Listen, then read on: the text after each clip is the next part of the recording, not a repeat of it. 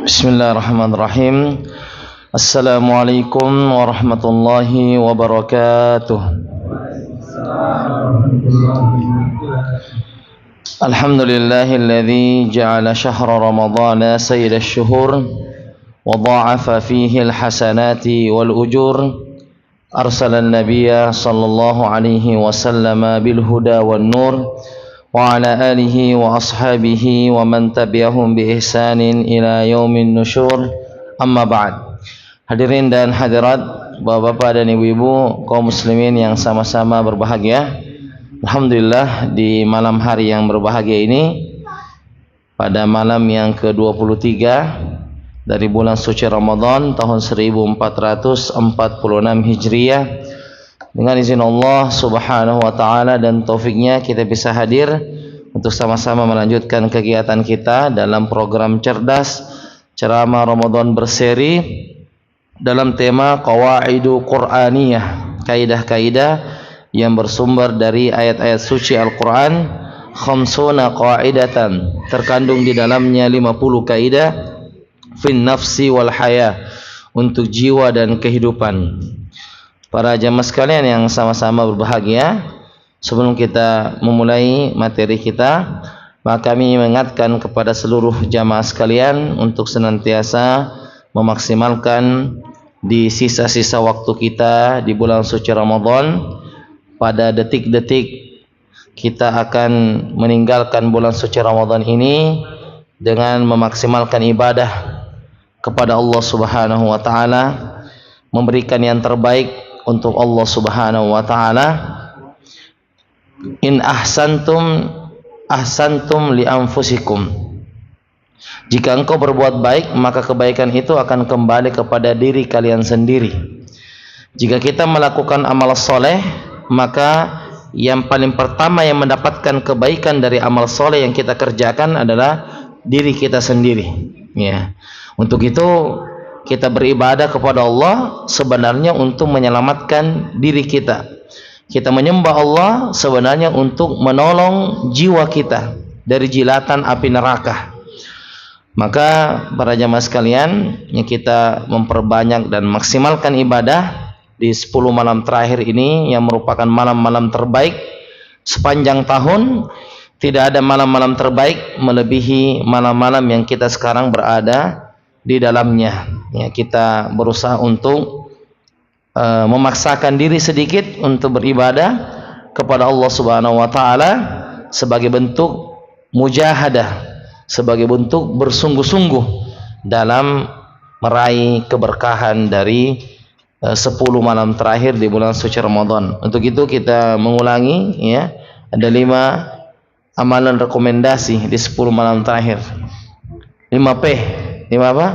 5P. P yang pertama, perbanyak qiyamul lail, ya, perbanyak salat tahajud, ya, perbanyak qiyamul lail. P yang kedua,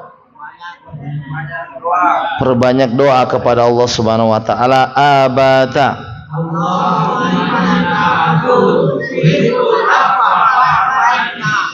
fa'fu anni. Kalau banyak fa'fu anna. Allahumma artinya innaka, sesungguhnya engkau, afun, maha pemaaf, tuhibbul afwa, menyukai maaf, fa'fu anni, maka maafkanlah aku. Diulangi, Allahumma innaka, sesungguhnya engkau, afun, maha pemaaf, tuhibbul afwa, menyukai maaf, fa'fu anni, maka ampunilah aku atau maafkanlah aku. Ya, jadi itu doa yang dianjurkan untuk dibaca. Ini bisa dibaca misalnya perpindahan rakaat, bisa dari 2 rakaat tarawih ke 2 rakaat berikutnya, atau 2 rakaat tahajud ke 2 rakaat berikutnya. Bisa kita mengingatkan saudara kita, ya, yang bisa dipegang-pegang sedikit, ya.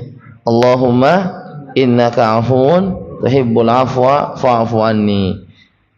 Subhanallah, alhamdulillah, wa la ilaha illallah, wallahu akbar. P yang ketiga, perbanyak tilawah Al-Quran, ya, perbanyak tilawah Al-Quran. Maka pastikan membaca Al-Quran di malam hari porsinya lebih besar, lebih banyak daripada siang hari.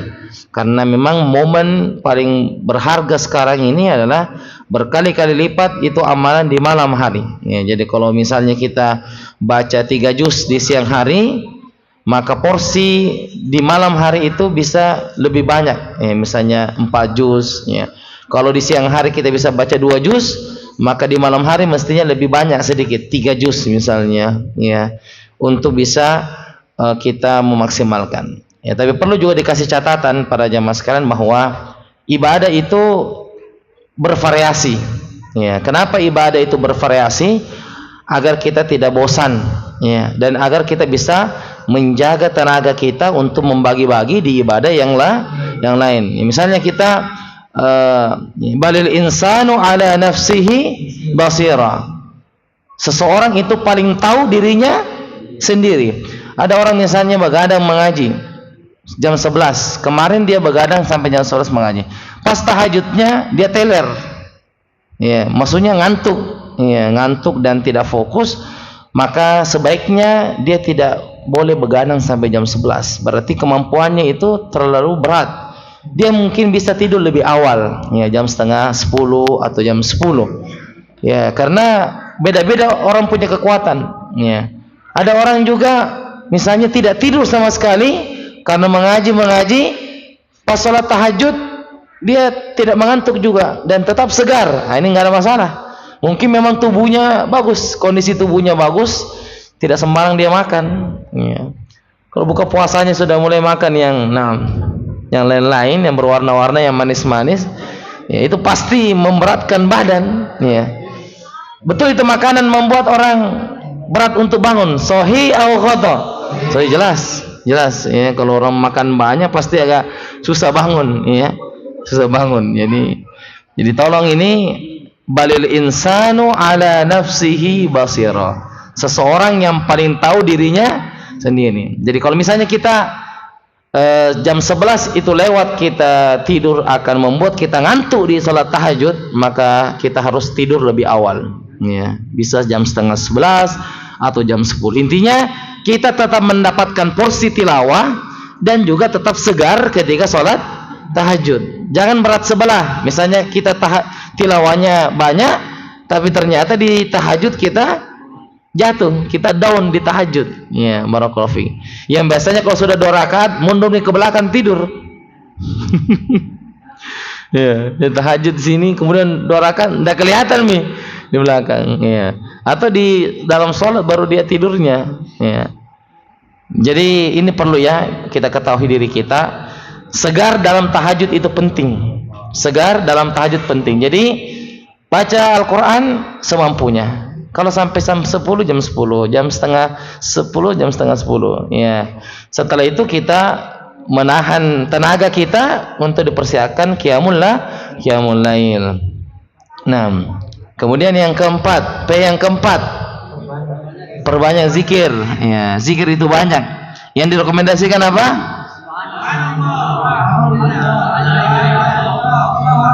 Ini juga bisa dibaca di perpindahan rakaat, ya, antara salat tarawih ke rakaat berikutnya atau salat tahajud juga. Apa artinya subhanallah, alhamdulillah, wa la ilaha illallah, wallahu akbar, Allah Maha Besar. Ini 4 kalimat yang sangat dicintai oleh Allah Subhanahu wa taala karena berisi tentang puji-pujian.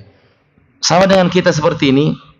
Kalau kita ada sahabat yang datang atau kita baru ketemu, kita bertanya, "Kaifa haluk?" Apa artinya kaifa haluk?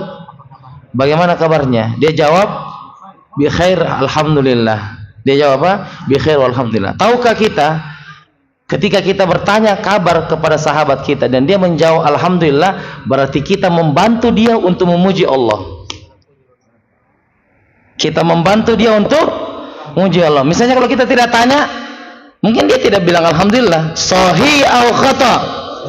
Jadi mari kita saling membantu dalam kebaikan. Ya. Makanya orang Arab itu setiap ketemu pasti kaifa haluk.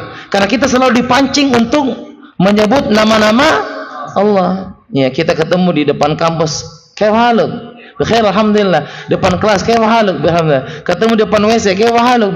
Jadi kaifa haluk terus.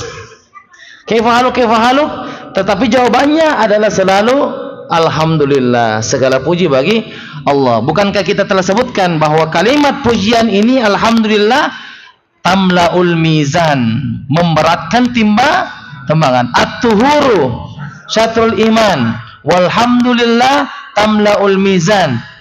Dan alhamdulillah itu bisa memberatkan timbangan. Ya, jadi pancing saudara kita untuk mengucapkan alhamdulillah. Jadi tanya kaifa haluk? Bagaimana kabarnya? Bikhair alhamdulillah. Bagaimana kabar ta? Alhamdulillah. Coba kalau kita tidak tanya, apakah dia mau bilang alhamdulillah? Tidak, karena tidak ada momen yang dia memaksa untuk mengatakan alhamdulillah. Jadi pancing saudara kita untuk berbuat amal soleh. Paham maksudnya ini ya? Jadi peserta itikaf juga saling ketemu. Kaifa haluk? Kaifa haluk? Ya, kaifa haluk? Bikhair alhamdulillah. Bikhair alhamdulillah. Bikhair alhamdulillah. Jadi kita selalu memuji Allah Subhanahu wa taala dengan keadaan-keadaan kita. Tayyib. Yang kelima, ya perbanyak sedekah. Ya perbanyak sedekah. Jadi masya Allah ada sahabat memang sudah dia tarik uangnya ya antara biru dengan merah. Kalau bukan biru yang keluar, merah yang keluar, masya Allah. Dan itu terlihat ya, celengan di 2 hari ini, masya Allah. Ya agak-agak kuat ya, agak berat saya lihat itu celengan di 2 hari ini. Ya memang begitu. Jadi memang kita beramal ini harus cerdas ya, dan harus jelas. Kita ini jamaah sekalian suka amalan yang ngambang atau yang jelas? Jelas, pandai. Jangan buram. Iya, seperti orang mengatakan, Ustaz, apa yang dikerja kalau 10 malam terakhir? Bilang, perbanyak ibadah. Ibadah yang bagaimana? Banyak ibadah. Imam Baihaqi menyebutkan 2000 ibadah. Mau dikerja semua itu 2000? Tidak bisa kita kerja semua. Masa satu malam kita kerja itu 2000? Tidak mungkin. Banyak. Maka sebutkan intinya inti. Intinya apa? Intinya itu 5 tadi. Itu intinya inti itu 5. Ya. Intinya inti itu 5. Jadi kalau kita mengerjakan ini, insya Allah, memang kebaikan itu banyak. Ya, belum kita sebutkan berbuat baik kepada orang tua, kemudian banyak. Tapi ini 5 hal ini, walaupun kita tidak kemana-mana, maksudnya kita cuma sendiri di kamar, itu kita bisa mengerjakan 5 ini. Ya, misalnya kan ada yang menambah misalnya umroh di bulan Ramadan, bagus. Tapi kan harus ke sana dulu. Tapi yang 5 ini kita terkungkung di kamar, bisa kita kerjakan ya, bisa. Ya, barakallahu fiik. Jadi seperti itu. Begitu juga wanita haid, sebagaimana telah kita sebutkan tadi subuh, bahwa wanita haid jangan bersedih ketika misalnya 10 malam terakhir ini ya uzur, halangan. Kemudian sedih tidak bisa sholat tahajud di masjid, ya.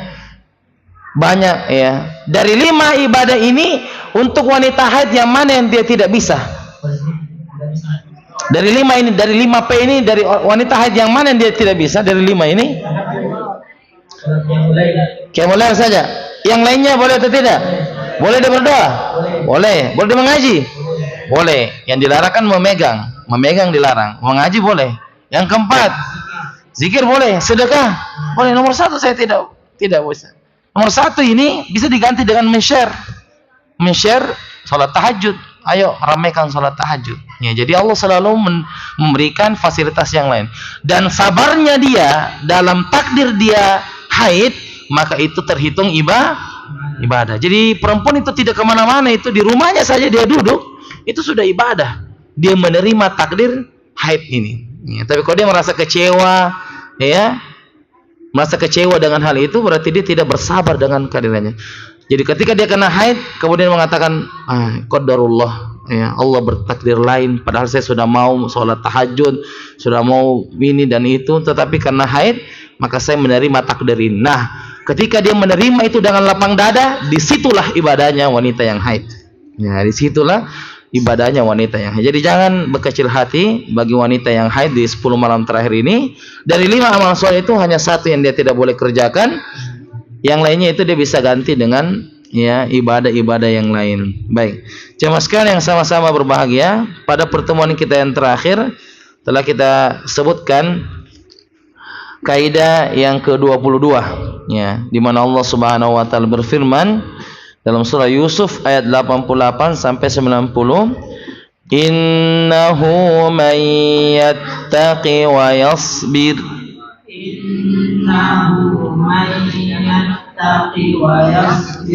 فإن الله لا يضيع أجر المحسنين.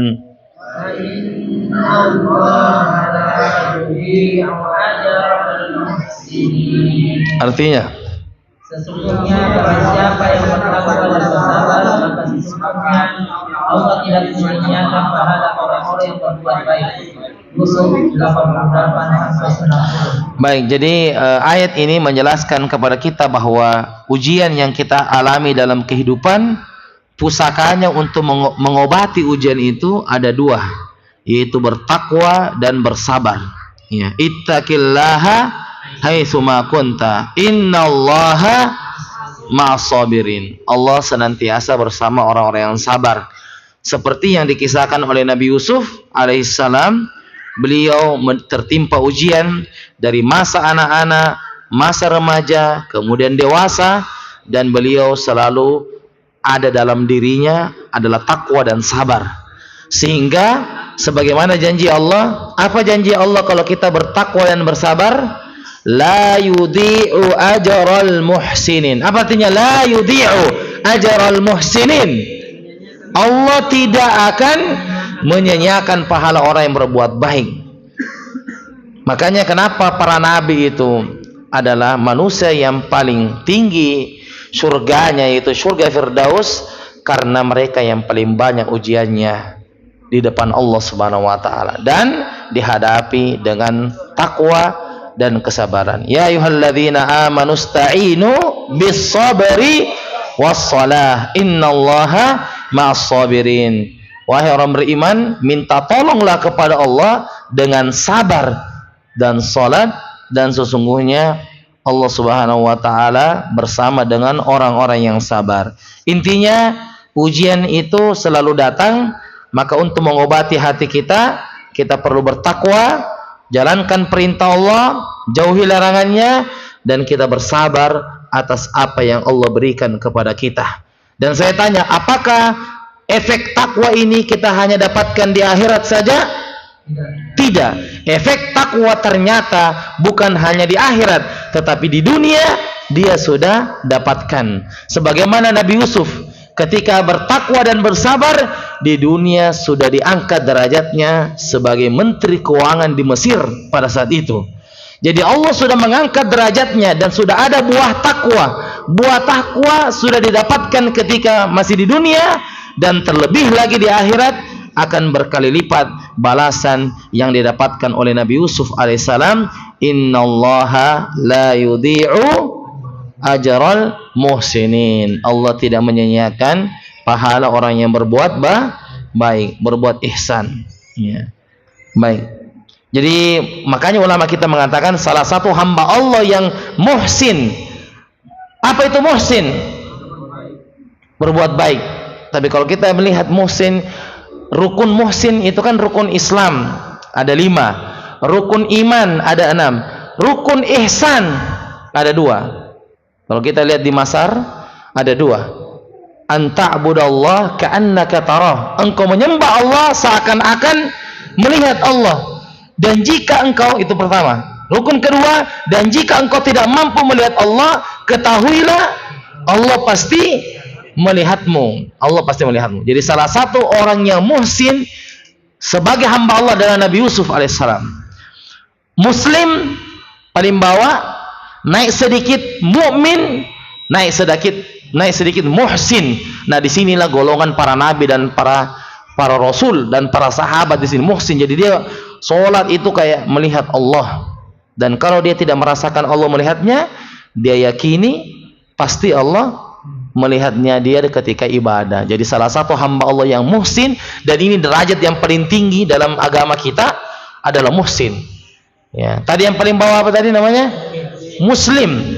Muslim yaitu hanya mengamalkan rukun Islam. Nah, yang sedikit namanya mukmin, yang mengamalkan rukun Islam plus rukun iman. Jadi mukmin itu diamalkan rukun Islam plus rukun iman. Dan yang paling tinggi apa? Muhsin, yaitu yang menggabungkan tiga-tiganya. Ada rukun Islamnya, ada rukun imannya, dan ada rukun ihsannya. Jadi Nabi Yusuf adalah salah satu hamba Allah yang muhsin, ya, dan ini jarang kita dapatkan di zaman sekarang. Ada yang muhsin, yang betul-betul dia ibadah itu seakan-akan dia melihat Allah Subhanahu wa taala dalam ibadahnya. Baik, jemaah sekalian sama-sama berbahagia, insyaallah kita akan lanjutkan pembahasan kita pada malam hari ini. Wa hadza majlisu ats-tsalis wal 'ishrun min kitab Qawaidu Qur'aniyah khamsuna qa'idatan fi an-nafsi wal haya al-muallif asy-syekh Umar bin Abdullah al-Muqbil hafizahullahu taala. Bismillahirrahmanirrahim. Alhamdulillahilladzi waffaqana lil a'malil jariyah.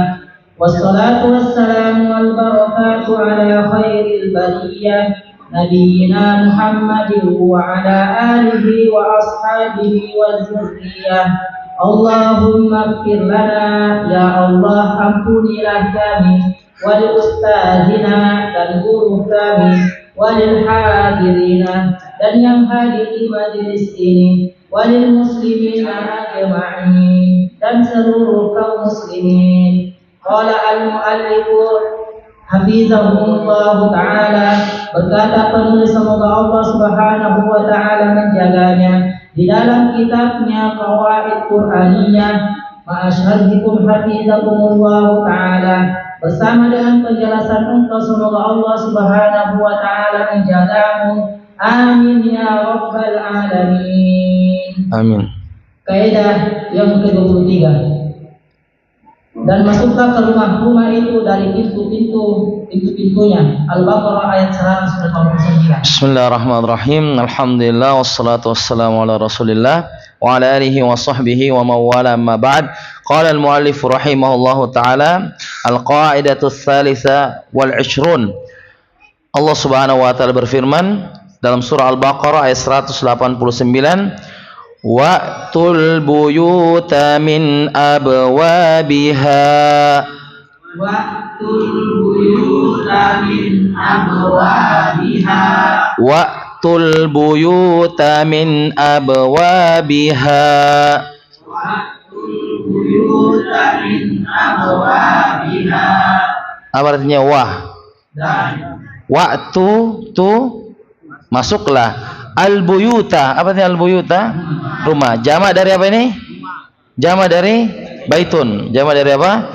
Baitun. Ya, wa'tul buyuta. Kenapa dia baca fathah? Karena dia maf'ulun bihi, dia objek. Dia sesuatu yang dimasuki. Min, dari. Abwabiha, artinya abwabiha, pintu-pintu. Abwab jama dari apa? Babun. Abwabun jamaknya apa? Mufradnya apa? Babun. Tapi kenapa dia pakai domir muannas di sini? Abwabiha. Kenapa bukan abwabuhu? Bukankah baitun itu muzakkar? Karena dia jama dari muzakkar. Betul. Karena dia jama, sehingga jama dari muzakkar itu berubah menjadi mana? Baitun ini muzakkar. Tetapi ketika berubah jadi buyutun, maka buyutun ini dianggap sebagai muannas. Makanya Allah mengatakan min abwabiha, bukan min abwabihi, karena dia adalah muannas. Dan masuklah ke rumah-rumah itu dari pintu-pintunya. Sebelum kita baca kaidah ini, coba di dalam pikiran kita, kira-kira kaidah ini berbicara tentang apa?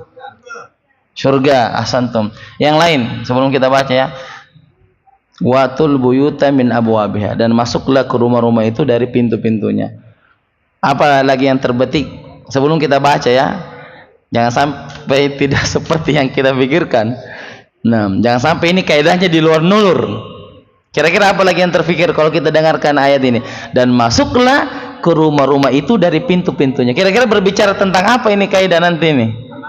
Amalan, kebaikan. Apa lagi? Jangan lewat jendela. Kebajikan. Ya, yang moto ya. Kebajikan, kebaikan.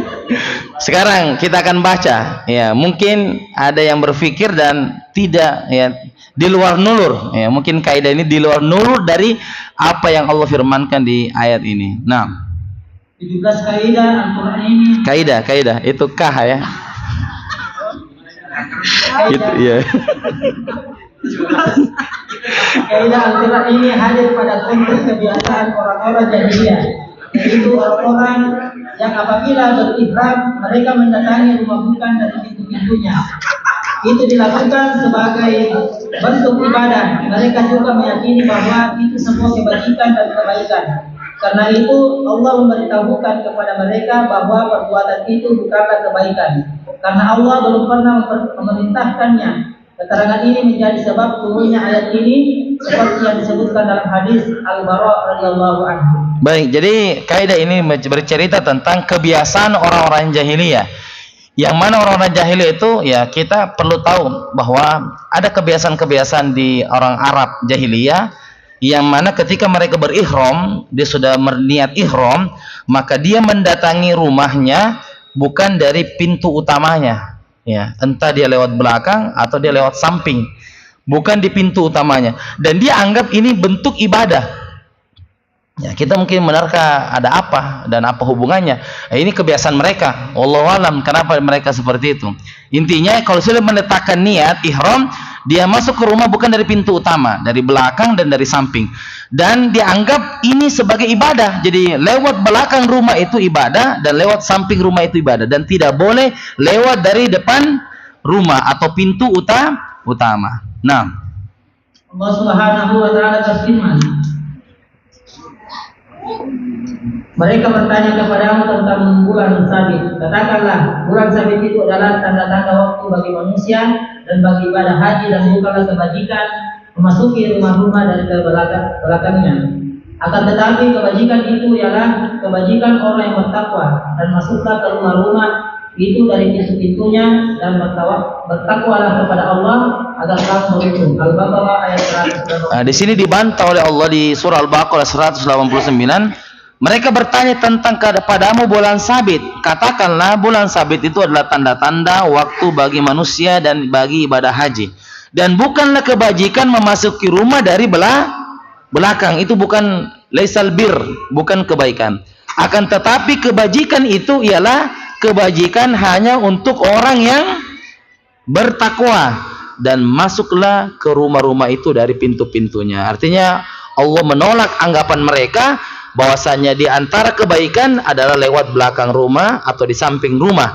Ternyata Allah mengatakan kebajikan bukan dinilai dari lewat mana, tetapi kebajikan itu dinilai daripada engkau bertakwa atau kamu tidak bertakwa. Nah, berdasarkan kaidah ini, kaidah Al-Quraniyah yang mulia ini awalnya hadir untuk meluruskan kesalahan dan kekeliruan yang terjadi pada orang-orang jahiliyah. Lebih dari itu, kaidah ini mencakup makna yang lebih luas untuk diterapkan. Maka dengan merujuk kepada pandangan para ulama, kita akan mengetahui bentuk terapan ayat yang mulia ini diantaranya. Baik, jadi ini kaidah memang turun untuk membantah anggapan orang-orang jahiliyah kalau setelah berihram mesti lewat belakang rumah, dan itu dianggap sebagai ibadah. Ternyata ulama kita tidak hanya menerapkan kaidah ini hanya di situ. Ini ternyata kaidah ini luas, dan kita sendiri, itu bagusnya kalau kita belajar kaidah, satu kaidah itu bisa diterapkan di banyak masalah. Nah, itu kaidah ya. Jadi kaidah itu, satu kaidah ini bisa diterapkan ke banyak masalah. Kaidah misalnya begini, salah satu kaidah dalam agama kita, innamal a'malu binniyat. Bagaimana hukumnya kita mengaji tapi untuk riya? Innamal a'malu binniyat. Bagaimana orang sedekah tapi untuk mertua misalnya? Innamal a'malu binniyat. Jadi maksudnya satu kaidah ini banyak persoalan yang bisa dituntaskan. Dan salah satu kaidah adalah ini, wa'tul buyuta min abwabiha. Datangilah atau masukilah rumah dari pintunya. Nah, sekarang kita lihat apa contoh-contoh yang lebih luas dari kaidah ini melebihi yang dianggapkan oleh orang jahiliyah. Nah, 1. Ibadah kepada Allah Subhanahu wa taala merupakan jalan yang menyampaikan seseorang kepada Allah. Siapa yang hendak menuju Allah, maka ia harus meniti jalan yang telah ditentukan, dan itu tidak dapat terrealisasi kecuali menempuh jalan yang disunnahkan oleh Rasulullah sallallahu alaihi wasallam. Ibnu Qayyim rahimahullah berkata, sampai kepada Allah dan keridhaannya bukanlah sesuatu yang mustahil. Sementara meminta petunjuk kepada selain Allah adalah inti dari kesesatan. Bagaimana mungkin seseorang akan sampai kepada Allah sementara ia tidak mengikuti jalan yang telah ditentukan untuk menuju ke sana? Allah telah mengutus Rasulnya sebagai penyeru, pemberi petunjuk, sementara pintu menuju selain Allah selalu tertutup dan pintu menuju petunjuk dan kebahagiaan selalu terbuka lebar. Setiap kali seseorang berupaya dan bersungguh-sungguh untuk mencari jalan menuju selain Allah, maka ia akan semakin bertambah jauh dari Allah. Syekh As-Sa'di memberikan komentar terhadap kaidah yang sedang kita bahas ini. Dia berkata, setiap orang yang beribadah namun tidak pernah disyariatkan Allah dan Rasulnya, maka ia akan terjatuh ke dalam kubangan bid'ah. Bukankah Allah menyuruh mereka untuk mendatangi rumah-rumah mereka dari pintu-pintunya? Sebab itu lebih memudahkan mereka, dan ketentuan ini merupakan kaidah syar'i dan telah dimaklumi bersama. Ya. Jadi contoh yang pertama disebutkan di sini bahwa datangilah rumah, masuklah di rumah sesuai dengan pintunya. Maksudnya apa? Agama kan ini sudah jelas. Mana kebaikan, yang mana keburukan, mana sunnah, yang mana yang bid'ah. Maka kalau kita mau mencari yang sunnah, wa'tul buyuta min abwabiha, datangilah di pintunya. Paham maksudnya ini ya? Coba dengarkan perkataan Syekh As-Sa'di tadi di paragraf terakhir. Setiap orang yang beribadah, itu kata Syekh As-Sa'di ya, yang paragraf terakhir tadi, setiap orang yang beribadah namun tidak pernah disyariatkan Allah dan Rasulnya, maka ia akan terjatuh ke dalam kubangan bid'ah. Maksudnya kalau kita melakukan ibadah bukan di pintunya, pasti akan tertolak. Begitu. Jadi ini kaidah ini luas ternyata ya. Bukan seperti yang mungkin kita anggap tadi, hanya di satu pintu, ternyata banyak. Misalnya ada orang yang misalnya ya, ada orang makan sambil berdiri, dan itu tidak sunnah. Kita bilang wa'tul buyuta min abwabiha. Maksudnya kamu makan sesuai dengan perintah Allah, yaitu duduk. Maksudnya ya. Ya, apa intinya kalau ada salah model dia, ya, langsung kita tegur. Misalnya dia tidur tengkurap, kita bilang wa'tul buyuta min abwabiha. Masuklah di pintu yang disyariatkan oleh Allah gitu. Maksudnya kan itu tengkurap tidak disyariatkan. Yang disyariatkan adalah tidur yang bukan tengkurap. Paham maksudnya di kapan kita menegurnya dengan wa'tul buyuta min abwabiha? Paham ya? Misalnya ada orang minum pakai tangan kiri, kita bilang wa'tul buyuta min abwabiha. Atau misalnya ada orang pengajian tidur. Ya, kita misalnya ada pengajian tidur, kita bilang wa'tul buyuta min abwabiha. Datangilah rumah itu pada Wah, ini luar biasa ini kaidah ini, Pak. Dia tidak langsung tetapi menyinggung. Iya. Ini dia tidak langsung tak bilang rumah. Ya, jadi ini agama Islam seperti rumah. Jadi kalau mau masuk surga, masuki sesuai dengan pintunya. Masya Allah. Jadi ini bukan hanya sekedar banyak sekali yang bisa masuk di sini. Iya, banyak sekali. Iya, banyak sekali bisa masuk di sini. Jadi intinya kalau ada yang salah-salah anak kerja, kita bilang wa'tul buyuta min abwabiha. Masukilah rumah itu di pintunya. Jangan masuk di pintu belakang atau di pintu samping. Ya, karena akan tertolak. Ya, barakallahu fiik. Nah, 2. Salah satu bentuk penerapan kaidah ini diambil dari keumuman lafaznya, bahwa setiap tuntutan yang bersifat pokok seyogianya didatangi dari pintu utamanya, sebab ia merupakan cara dan perantara terdekat yang bisa menyampaikan seseorang kepada yang dituju. Tentu hal itu bisa terjadi jika ia mengetahui jalan dan perantara itu sendiri. Seseorang harus meniti jalan terbaik, terdekat, dan lebih mudah untuk selamat. Tidak ada bedanya antara perkara ilmiah dan amaliyah atau perkara dunia dan agama. Perkara biasa atau luar biasa, ini adalah sebuah kaidah dan ketetapan yang telah dimaklumi. Baik, taruhlah misalnya ini rumah ini adalah rumah sunnah. Katakan ini rumah sunnah. Taib, apa pintu utama untuk mengetahui rumah sunnah dengan menuntut ilmu. Ahsantum, betul. Wa'tul buyuta min abwabiha, masukilah rumah sunnah itu dengan belajar, begitu. Jadi kalau jadi ini rumah, mau kita sebut rumah apa? Taruh tadi rumah sunnah. Untuk masuk di pintu utamanya namanya belajar, ya.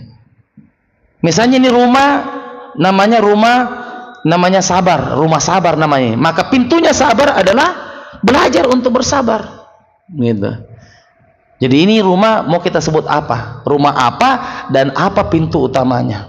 Kalau kita masuk di pintu utamanya, maksudnya di jalannya yang benar, maka insya Allah kita tidak akan tersesat, ya, tidak akan tersesat. Nah, 3. Kaidah ini menutup rapat-rapat pintu untuk berbuat makar dan mengkali hukum-hukum syariat, kecuali jika hal itu dibenarkan oleh syariat. Orang-orang yang membuat makar mengakali syariat sejatinya tidak menyelesaikan problem dari pintu utamanya, dan terjadi malah mereka menyalahi kandungan kaidah ayat ini.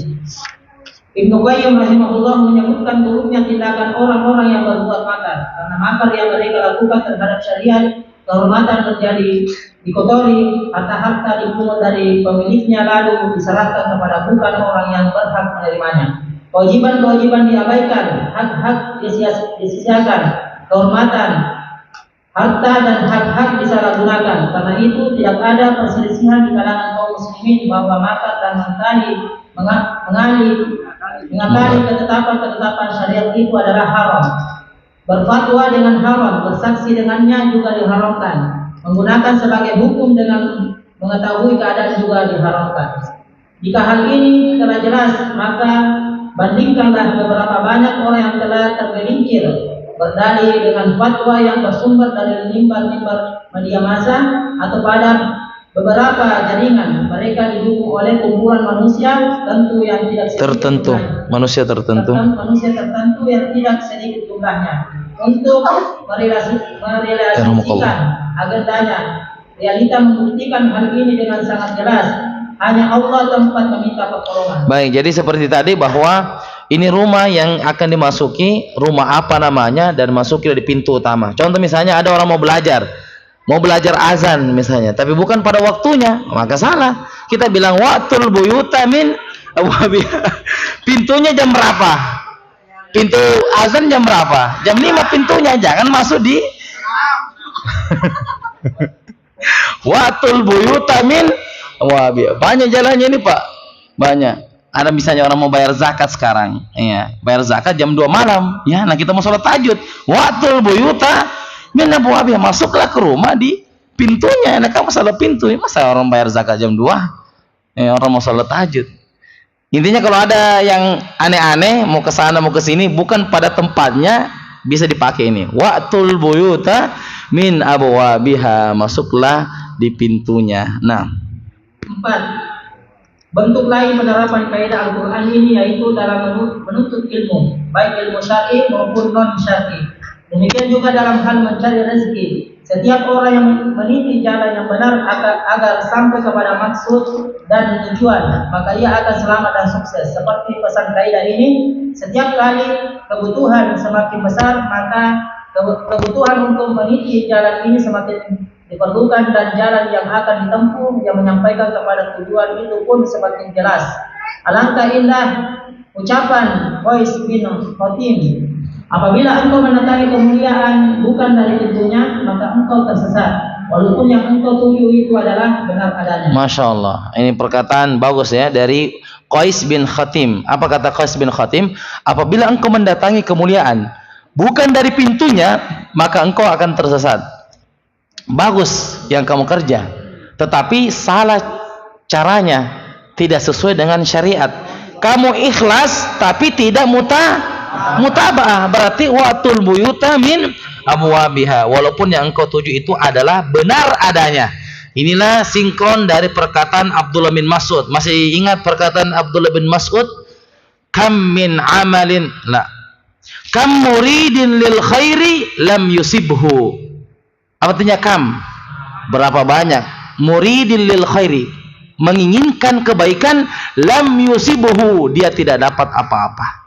Banyak orang yang menginginkan baik. Anu makanja, anu bagus ini, ada mengajinya, ada anunya. Betul, biar ada mengajinya, biar apa, tapi kalau tidak sesuai dengan sunnah, maka tertolak. Kata Abdul bin Mas'ud, banyak orang itu menginginkan kebaikan, tapi tidak sampai pahalanya ke langit. Dengan alasan, baik ini, enggak apa-apa, dikerja, baik, ada di Qur'annya, ada di zikirnya di situ, kenapa dilarang? Oh, karena tidak sesuai dengan sunnah. Ini perkataan Abdullah bin Mas'ud ya. Ini awal-awal kita sebutkan. Kam muridin lil khairi. Kam muridin lil khairi. Lam yusibhu. Lam yusibhu. Artinya kam muridin lil khairi. Kebaikan lam yusibhu. Dia tidak mendapatkan apa-apa. Begitu. Banyak orang mau ini, dianggap aja mikawang pahalanya karena kesana kesini bekerja apa semua. Ternyata tidak ada yang sampai ke langit. Gara-gara tidak mendatangi sesuai dengan pintunya. Wa'tul buyuta min abwabiha. Datangilah rumah itu pada pintunya, bukan pada pintu yang lain. Baik, jazakallahu khair. Saya kira demikian pelajaran kita pada malam hari ini. Kita sebutkan faedah dari kaidah 22. Nah, siapa yang ada kayak faedah dari kaidah ke-22? Kaidah yang kemarin ya. Nah, kaidah yang ke-22, makna dan contohnya dalam kehidupan sehari-hari. Nah, ya, yang sudah tulis, yang sudah menulis di kaidah 22. Nah,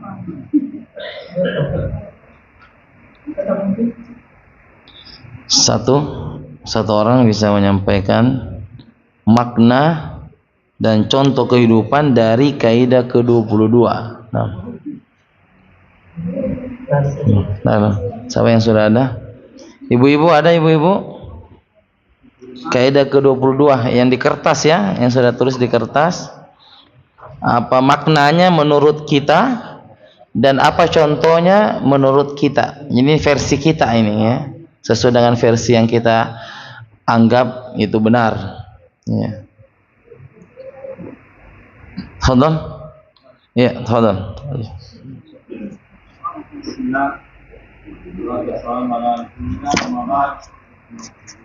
Kaidah ini barang siapa bertakwa dan bersabar, maka dunia orang akan menyanyikan pahala orang-orang yang berbaik. Ya. Makanya yaitu bertakwalah dan bersabarlah, karena Allah SWT pasti membalasnya dengan lebih baik. Nah. Untuk kehidupan seorang ibu yang anaknya sakit, yang disarankan oleh teman-teman ibu itu bahwa pergi dukun. Ya. Cepat sembuh kalau di dukun. Ya.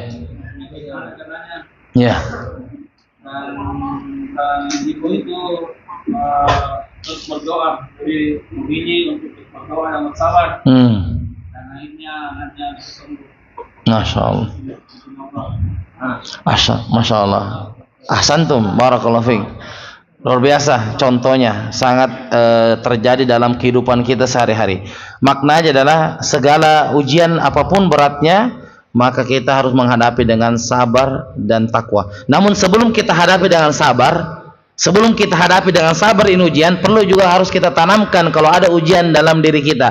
La yukallifullahu nafsan. Apa artinya itu? La yukallifullahu nafsan illa usaha. Allah tidak akan membebani seorang hamba melebihi daripada kemampuannya. Jadi sebelum kita berbicara takwa dan sabar, ada ujian di depan mata kita, kamu bisa lolos di ujian ini. Masa imannya masih 50%, dikasih ujian 100%? Tidak, pasti ujiannya juga 50, sesuai dengan kadar imannya. Kalau imannya 80, ujiannya juga 80. Masa masih kelas 3 SD ujiannya kelas 3 SMA? Tidak mungkin. Jadi Allah akan memberikan ujian sesuai dengan kemampuan hambanya. Berarti kalau Allah melebihi ujian dari kemampuan hambanya, Allah zalim atau tidak? Zalim. Tapi apakah Allah zalim sama hambanya? Tidak, abadan. Allah itu tidak pernah zalim. Berarti kalau kita menganggap dalam kehidupan kita berdoa, ya Allah ini ujian terlalu berat bagi saya, berarti kita telah menuduh Allah itu zalim. Kalau kita pernah mengatakan, ya Allah ini ujian terlalu berat bagi saya, oh berarti kita menuduh Allah itu zalim. Karena Allah tidak akan melebihi ujian daripada kemampuan hambanya. Cuma memang kurang sabar, kurang takwa, makanya dia bilang begitu. Kalau dia bertakwa dan bersabar, maka dia tidak akan keluarkan kata-kata seperti tadi. Ya, seperti cari contoh kehidupan. Bayangkan ini, misalnya itu penyakit sudah bertahun-tahun, dokter juga sudah kesana kemari, berobat ke Makassar, dioperasi belum ada. Maka datanglah orang-orang mengunjungi dan merekomendasikan Sandro. Ada Sandro di situ, bagus di situ, saya tahu orangnya. Namanya Cuy mi batu. Wah, namanya Cuy katanya itu sudah selesai. La haula wala quwwata. Tapi si ibu ini memilih bersabar. Apalagi kalau dorongan itu dari keluarga sendiri, sepupunya, keponakannya, wah berat. Baru kita sendiri, tidak ada yang membantu kita. Bisa kita dipacidang, sama suruh. Makanya pergi lagi ke sana. Ke sana lo pergi. Ya, pasti sudah isi. Karena sudah banyak buktinya, kan disebut biasa buktinya. Sudah itu pergi ke Yanu itu sudah pergi, itu sudah pergi dan memang sembuh. Tapi itulah ikhtibar, itulah ujian bagi kita. Ya, jadi tolong ini kita harus kuat dalam iman kita. Yang membuat sakit itu Allah, dan yang menyembuhkan juga siapa? Allah Subhanahu wa taala. Bukan Sandro itu yang menyembuhkan, tapi Allah Subhanahu wa ta'ala. Demikian, jazakumullah khair atas perhatiannya, mudah-mudahan bermanfaat. Kita tutup dengan doa kafaratul majlis. Subhanakallahumma bihamdik, asyhadu an la ilaha illa anta, astaghfiruka wa atubu ilaik. Wassalamualaikum warahmatullahi wabarakatuh.